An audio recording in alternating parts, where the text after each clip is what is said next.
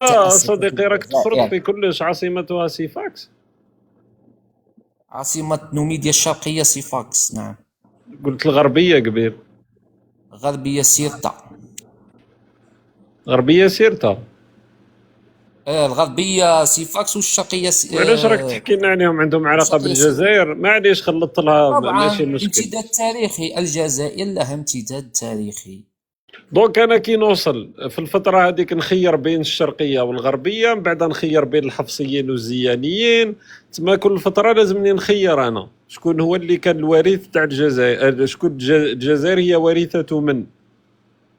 وإذا كانت شراكة ما بينهم صح. لماذا سميت نوميديا الشرقية ونوميديا الغربية؟ لماذا لهم نفس الاسم؟ اضطربنا اخويا. لماذا لهم نفس الاسم نوميديا؟ اضطربنا انت. ألو، نعم. تفضل تفضل خويا. المظهر الشخصية الثانية. واش كان السؤال تاعك فيما يخص نوميديا؟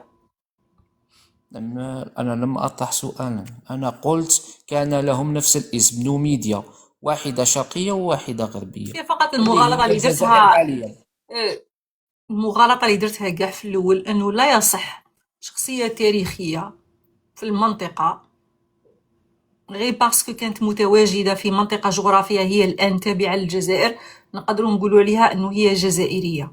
نو، ليس بالضرورة.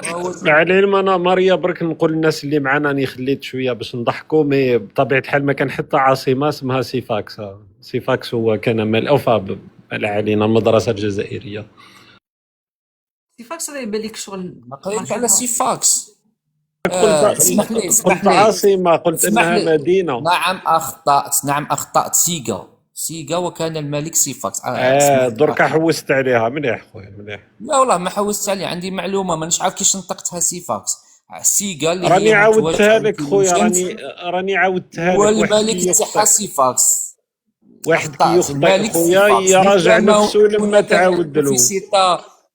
مثل ما يوجد في سيرتا ملك ماسينيسا يوجد في نوميديا. معليش تعلمنا معك مدينة سيفاكس التاريخية. دونك انت قلت الزيانيين.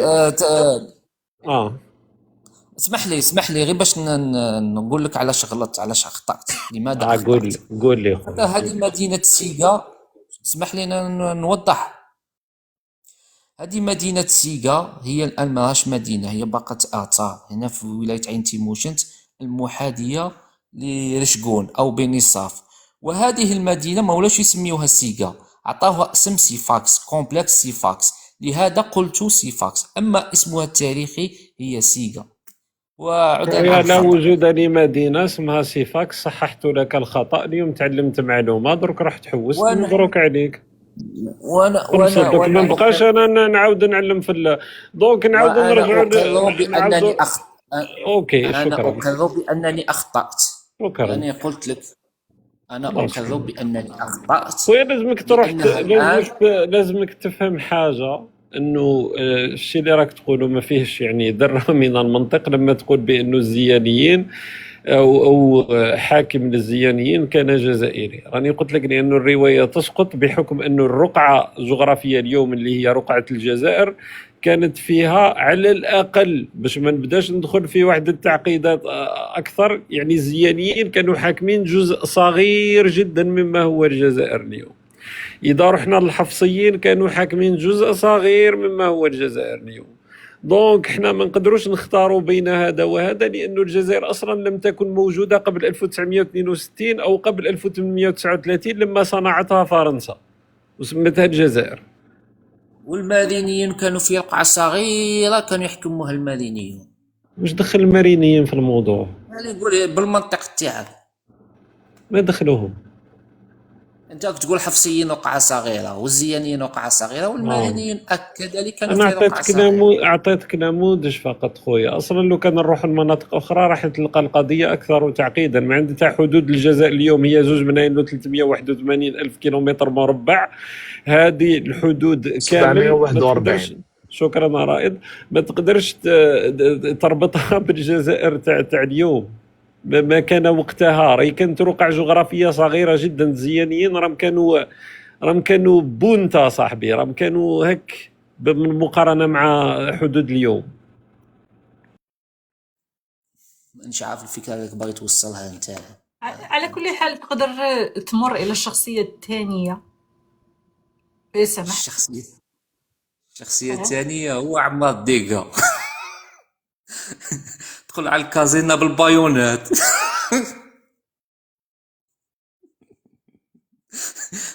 ما استعملش كاع الرصاص، غير بايونات، دخ دخ دخ وجا خارج. الله يرحمه. الا كان من الحيين راك حاب تضحكنا يا خو برك الله يرحمه. دقيقة برك، راك حاب تضحكنا حبيبي. لا مش نضحكك، انا قلت لك اضحك. هادي عفسة بيني وبينك، هادي عفسة ما تضحك. تهدرش معايا، انت غامل طلعت معاك. نتايا، غامل ها؟ نتايا، غامل. تعرف كي شغل ما هدرت معاك كاع. كوفيرتا قدام ما هكا هدرت بزاف معاك تولي فيها الريحة. غامل انت يا صاحبي، ما تضحكش كاع وما قصتهاش كاع. ماريان عندي انسان لا. راني حاب نهضر عليه، فازي. شخصية تالية. تعرف شنو؟ ما نذكرلكش اسمه مع الاول، نذكرلك اسمه مع الاخر. هذا انسان كان يحب الجزائر، فهمتي كيفاش؟ يحب الجزائر بزاف، وكان يعارض سياسيين في الجزائر، فهمتي كيفاش؟ كان عنده نضال سياسي يشهد له في الجزائر بانه خاض يعني ملاحم، نقولوا معارك سياسيه في الجزائر، ثم اقتضت الضروره انه يتوجه لفرنسا، فهمتي، ويكمل النضال ديالو. وكان يعارض امام الحكومه الفرنسيه في وقت ما، وكان ضد الرئيس الفرنسي انذاك، وكان ضد سياسيين في فرنسا، فهمتي كيفاش؟ هو انسان جميل وانسان شباب، فهمتي كيفاش؟ عريض الوجه، جميل الوجه عريض المنكبين، عنده عينين زروقه ما شاء الله عليه، شباب بزاف، فهمتي كيفاش؟ وهاد الانسان يتهم نسيت في بدايه مشواره السياسي بانه سرق بعض الماشيه، يعني يذكر انها كانت 5 ابقار كبير متوسطه الحجم، بيضاء اللون، قام بتحميلها في شاحنه يعني نصف كبيره شويه، وتبقى الى يومنا هذا لغز لم يحل في الجزائر كيف قام لوحده بالفعل هذه الشنيعه التي يندى لها الجبين. ولكن الحمد لله، واليوم يبقى هذا الانسان يناضل من فرنسا ويبيع في الناس اللي يغلطوا، وكل ما يبيع واحد انا هو اللي نخلص، فهمتي كيفاش؟ هو اللي يغلط يشوف معاه. وانا بما انني صديق شوقي بن زهره، هذا هو اللي كنت نهضر عليه،